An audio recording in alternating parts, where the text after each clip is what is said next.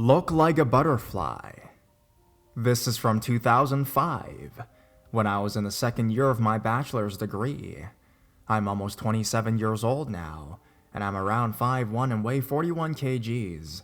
And even now, I get mistaken for being much, much younger. So basically, I'm not very intimidating physically, and look like a bit of a pushover, you know? Also, I was majoring in biotechnology, so I had a massive backpack full of lab journals and thick books. I look like a tiny standard issue nerd.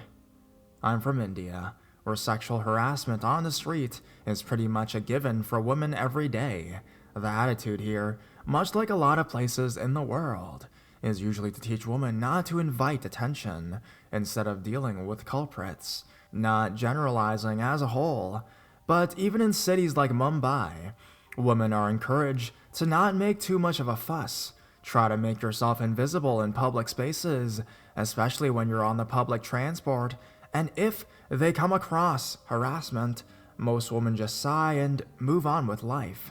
Yeah, thanks, patriotic system. So anyhow, like any other Indian woman, I have lots of stories of creeps, sexual harassment, catcalling, etc. This is the story of the time when I lost it and didn't stay quiet. So, back to my college.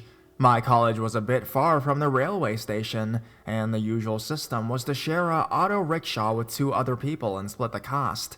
If you traveled with friends, great. Else you shared a rickshaw with strangers, no big deal. Pretty common here in Mumbai, right? This was a hot May day. I mean hot. Like 35 degrees Celsius. Now, I've been up all night making lab reports.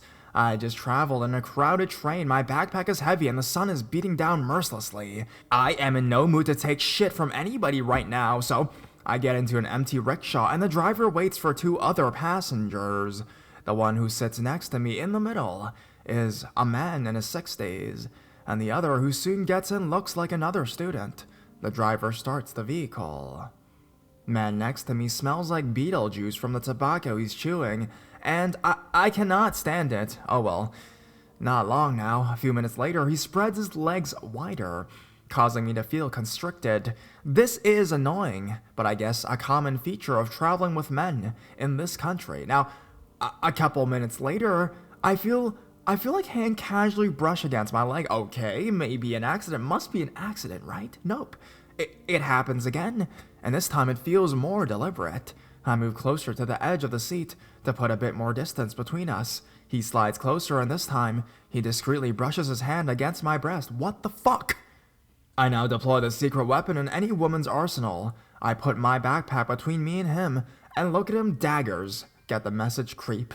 This stops him for a few minutes, and then he makes his way from underneath my backpack, and this time, straight up gropes me. I look at him in shock, and he grins at me. This shit-eating grin. His teeth are red from years of beetle chewing, and he has that smug, cat got his cream grin on his face. He's telling me, I'm getting away with this, little woman. What are you gonna do? That's when I lost it. I asked the rickshaw driver to stop for a second. He looks confused, but he stops by the road. I get off and ask creepy dude to get out of the rickshaw. Sir, could you get up for a second? What's the matter? He's not particularly flustered, just confused. Just get out for a second, please. He gets out. What's the matter, girl? What the fuck is wrong with you? You could be my grandfather, you creepy fuck. You think you just grope a woman and get away with it, you sick fuck? I'm sorry, Not feeling too hot now, are you? Don't like it when a woman talks back, do you? At this point, the rickshaw driver and the other passengers have put 2 and 2 together. The rickshaw driver holds creepy dude by the collar and threatens to take him to the police station. A small group of people has gathered at the side of the road. At this point, creepy dude folds his hand in front of him and is pleading and begging with me. Don't like it much when it's happening to you, is it? I was still yelling from the adrenaline rush, and people are offering me water and trying to calm me down. The crowd is really rough on him, street justice style, when he somehow manages to scamper off, and then keeps running like Beesbulb himself is following him. The crowd disperses and I thank them. The rickshaw driver drops me off at my college, refuses to charge me for the ride, and tells me that more women should have caused the scene and confront the harassers like I just did. People react differently to harassment. The most common and normal reaction is to freeze up and do nothing. It happens to everyone. I don't know why it was different this time and I just lost it. I'm sure glad I did though. The sight of that creep running away for his dear life was extremely satisfying. The next time he sees a young, petite young Indian woman, he'll think twice about harassing her.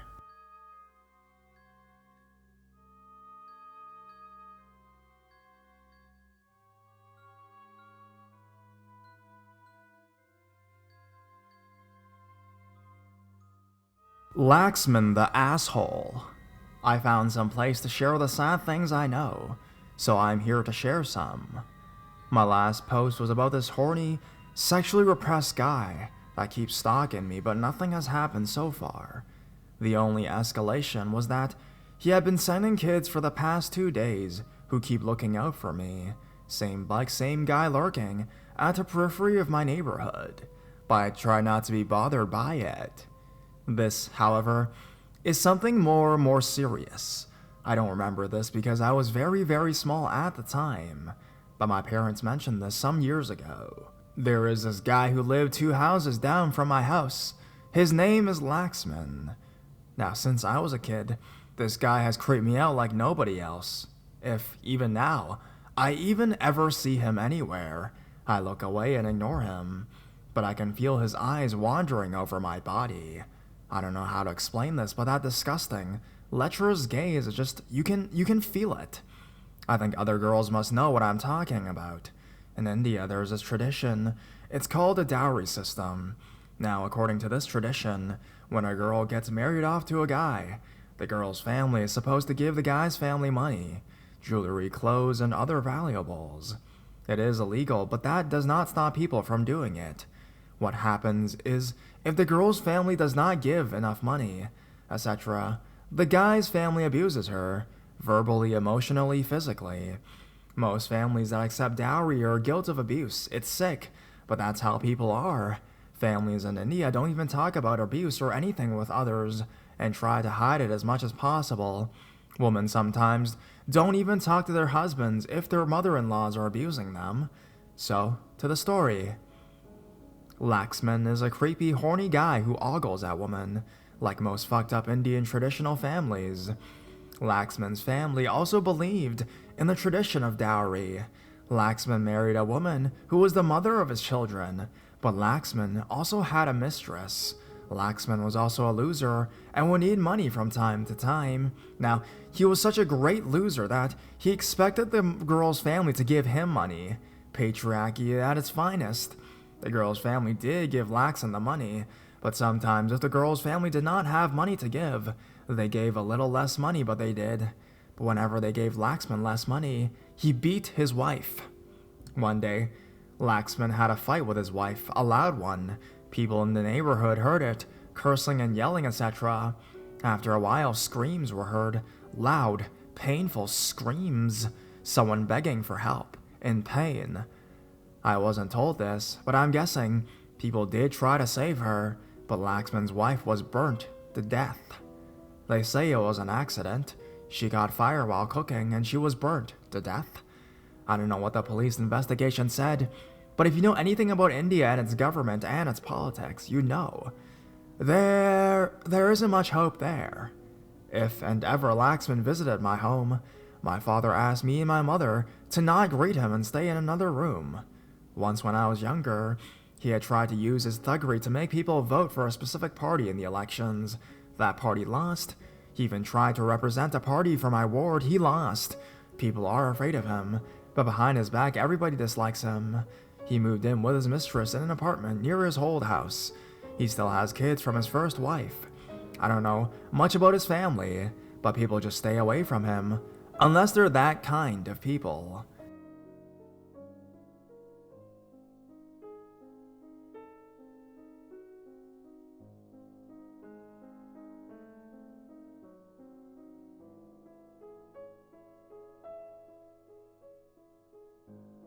Creepy car driver. Long-time lurker, first-time poster. Excuse the errors. I am an Indian. Here in India, parents take education very seriously. I mean, they'll do anything to ensure you get that 2 extra marks. My parents were not far behind on that, I guess. So, after I completed my 11th grade, they enrolled me in a tuition class where I was taught science and advanced mathematics. Though the center was in the heart of the city, I had to walk nearly a kilometer to get to the nearest bus stop. Every day at 12:30 p.m. I was there, waiting for my bus, and every day I would observe this white-colored hatchback. It would arrive there within 2 minutes after I had arrived, and had dark-tinted glasses that you could not see inside. Something about the car put me off, but I could not put my finger on it. Then, one day, I had to stay back and thus missed my usual bus. When I came to the bus stop, the car was already there waiting. But now, I could look at the driver and I could see that his hands were busy. There was a cop nearby and I went to him. I spoke to him about directions to a place, but kept pointing towards the car.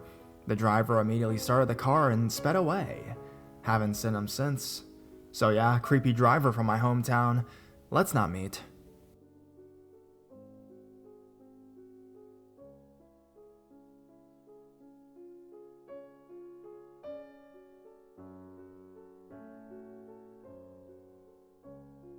The creepy guy on Facebook.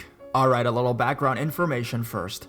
This guy added me on Facebook, and out of the blue when I was like 13 years old. I'm 16 years old now. When I asked him who he was, he told me he saw my profile picture and thought I was beautiful and blah blah blah blah blah. Anyways, fast forward a year after we've been talking, and he tries hooking me up with one of his friends because you're so beautiful and he just has to have you. I declined several times because I did have a boyfriend. When I posted a picture of us later, him and his friend started saying so many awful things to me in the comment section. After blocking all of them, is when things got really creepy. They sent Google Maps photos of my house. I had never given them my address and kept the location thing off at all times. And the guy I originally met threatened to cut my heart out. I blocked him and I reported him as well. Now, the next year, he admits his undying love for me. He just refused to leave me alone.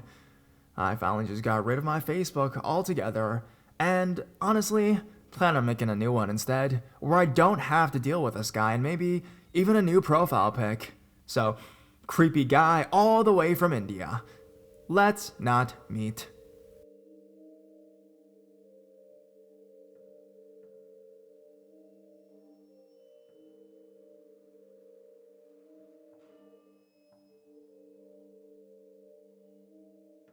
The day when my grandma screamed. Hello guys, just joined. And it's really funny that I came to know about Let's Not Meet community with the help of short film 2 a.m. Yes, the story, the director Michael Evans has done a great job. I'm happy to be part of such people who believe in sharing original stories. Now I am an emerging filmmaker based in Australia, originally from India. Now my next project is horror, and while doing research, it encouraged me to write out my own story, which real incidents of my life still giving me goosebumps. 1996, India. I was about 12 years old, and my sister was about 10 years old. We were watching some television program on TV, along with my parents and grandma.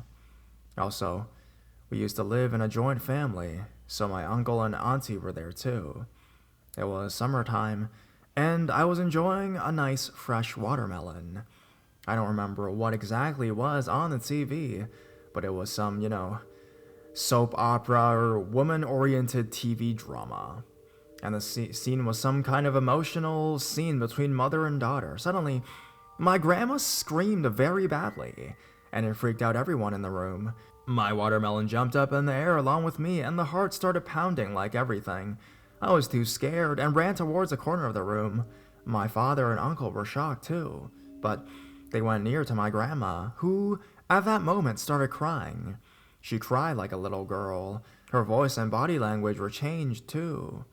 It was like a 10-year-old girl was inside, of a 75-year-old person's body. Now, after some time of this craziness, she started laughing like a kid and then just went to sleep. Now, that night, I slept with my uncle, and that scream was still haunting me in my dreams. Now, here is the real background story to go further. In 1975, my grandfather died in a car accident. Along with him, some family members, including my father, were there as well. Basically, what happened was that the Jeep hit with the truck, and only my father survived that accident. But there was a 6-year-old girl inside the Jeep too. She was the daughter of my uncle, so I guess my cousin, Unfortunately, she died in that horrible accident as well. She was the only child in our joint family, and she was very loved by everyone, all the members. My grandma had the biggest shock of her husband and this little girl. Ever since that day, she occasionally gets emotional after seeing any little girl. Now back to the incident that we had in 1996. The next day, my father and uncle decided to organize spiritual ceremony.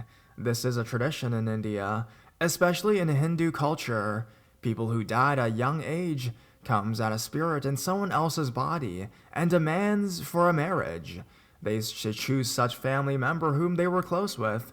In our case, however, it was my grandma. Yes, according to my family members, the girl who died in the car accident in 1975, who was 6 years old. In 1996, she'll be about 27 years old.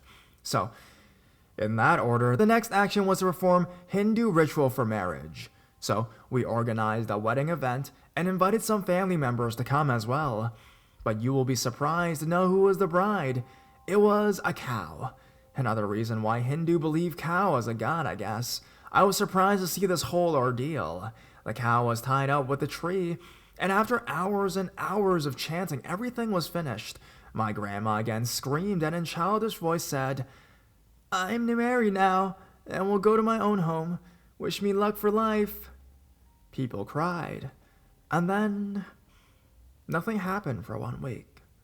One late evening, my mother was outside the room. My grandma was sleeping on the floor mat. I was playing with something on the bed. I heard someone laughing. It was my grandma. She started laughing. I had goosebumps all over my body, but didn't know what happened next. I jumped from the bed, screamed at the top of my voice, and dived to outside. I was shivering like crazy. My mother ran to see what happened. When we went inside the room, my grandma was still sleeping. I saw my little sister under the bed. I didn't know she was there, who was tickling on my grandma's feet. That's why she was laughing. But due to experience before, I was scared as hell. From that day till today, loud screams or still silence still gives me chills. And that was my inspiration to write my own short horror movie. Now, at the end, I must reveal the real problem with Grandma. As I grew older, I was always thinking about that incident. Is it really possible that some spirit will come and demand for marriage? Isn't it funny? And why did she choose my grandma? That doesn't make sense. Finally, I found the answer. The fact was, the girl was very close to Grandma, so she became really highly attached with that girl. But due to her husband's shock, it didn't come out. My grandma repressed that shock of the dead granddaughter. However, it grew inside her. The sadness was eating out with her age. It lasted for 21 years. She reminded herself every year that if she could be alive today, this year that girl will be 12, 13, and so on. The girl was always inside my grandma's psyche. In India, marriages are not only part of the culture, but also the most emotional bonding for parents and the family members for a lifetime. Due to social surrounding and other marriage, she thought it was the time to do so. The small what-if of 21 years blasted out. She gave a mental birth to a child inside her, and behaved like her and demanded like her. So, this is not a Reddit paranormal story. This isn't a ghost story. It's my grandma's own psychological problem. Thus, the Hindu ceremony of cow marriage was a mental satisfaction to her thoughts, to my grandmother's thoughts. The concern growing and that grew up inside my grandma had to convince that it had to be accomplished. So, that was the story.